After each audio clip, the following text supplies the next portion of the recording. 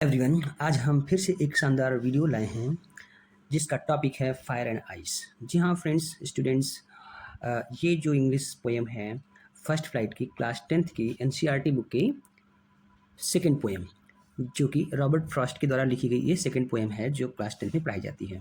ये एक long form video है। इसके पहले हमने शॉर्ट फॉर्म वीडियो अपलोड किया और मुझे बहुत रिस्पांस अच्छा मिला। So I am so much thankful for all my viewers and subscribers. So अगर आप सचमुच में सीखने के लिए उतावले हैं, इच्छुक हैं, तो मैं आपके लिए वीडियो लाने के लिए भी दृढ़ संकल्पित हूँ। तो चलिए इस वीडियो को स्टार्ट करते हैं।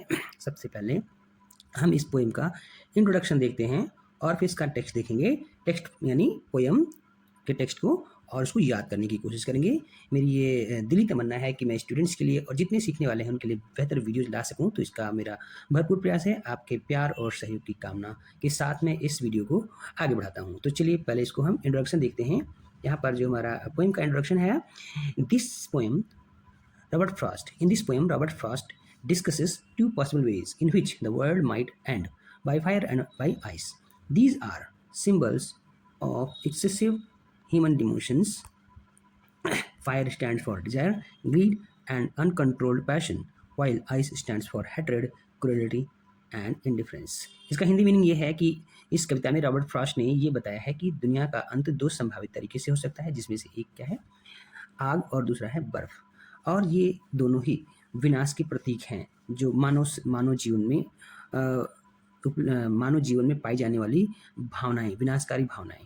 फायर ये जो है इच्छा, लालच और अनियंत्रित उनकी जो संवेदनाएं हैं या अनियंत्रित उनकी जो भावनाएं हैं, ये है। और जो आइस है वो किसके लिए बताया गया है, निर्दयता और ठंडे गुनगुनेपन के लिए।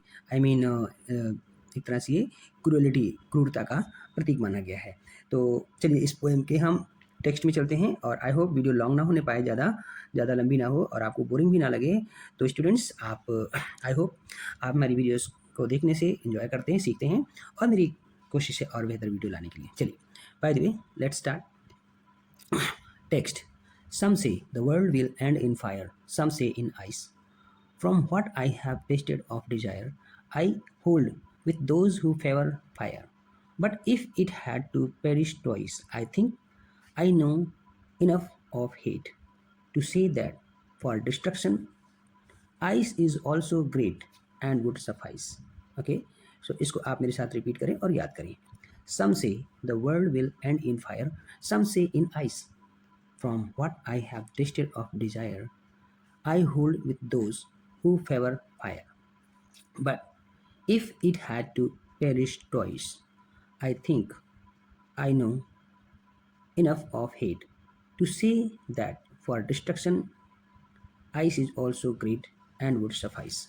Okay, now try to understand its explanation in English. इसके एक्सप्लेनेशन को इंग्लिश में समझने की कोशिश करते हैं। ओके, फर्स्ट लाइन में क्या बताया गया है, आई मीन इसको ध्यान से समझने की कोशिश करिए। Some people believe that world will end in fire, while others believe it will end in ice. The poet agrees with those who favor fire because he has experienced that fire power of human desires and passions. However, if the world had to end a second time, ice would also be sufficient because hatred can be equally destructive. The poem suggests that both desires and hatred can destroy individuals, societies, and even the world. Okay, so this is the English explanation of the poem. Now in Hindi. अब हिंदी में समझने की कोशिश करते हैं। Okay, यहाँ पर जो बताया गया है, आई होप आपको ये क्लियरली विजिबल है आपकी स्क्रीन पर, तो मैं इस तरह से आपको बताने जा रहा हूँ। ओके, यहाँ पर बताया गया है, कविता में कवि दो विचार प्रस्तुत करता है। कुछ लोग मानते हैं कि संसार का अंत आग से होगा और कुछ लोग मानते हैं कि बर्फ से। यहाँ आग मानव की इच्छाओं, लालच और वासनाओं का प्रतीक है। बताया गया है बर्फ घृणा, क्रूरता और संवेदनहीनता का प्रतीक है। कवि कहता है कि उसने इच्छाओं की शक्ति को महसूस किया है, इसलिए वह आग वाले विचार से सहमत है। ओके, लेकिन यदि दुनिया को दूसरी बार नष्ट होना पड़े तो घृणा भी उतनी ही विनाशकारी है और बर्फ भी संसार को समाप्त कर सकती है। तो ये पूरा हिंदी एक्सप्लेनेशन है, आप इसको ध्यान से समझ सकते हैं। इसके बेसिस पर आप आंसर दे सकते हैं।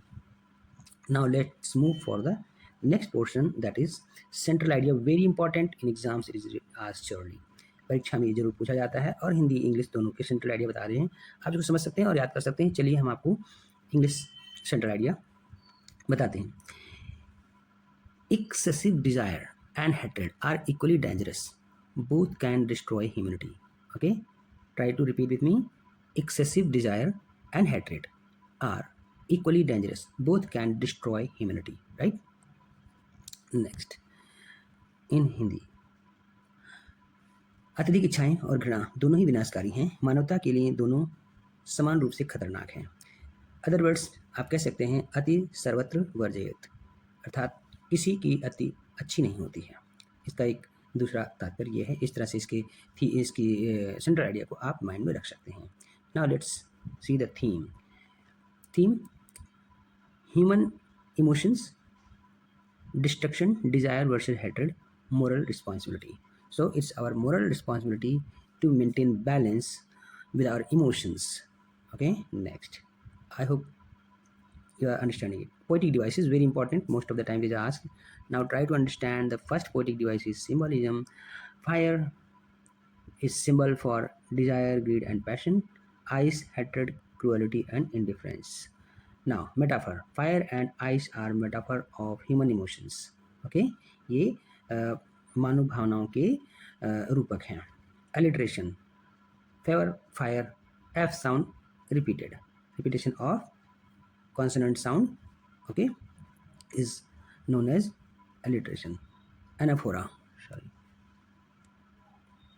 Now anaphora, some say, is repeated in the first two lines.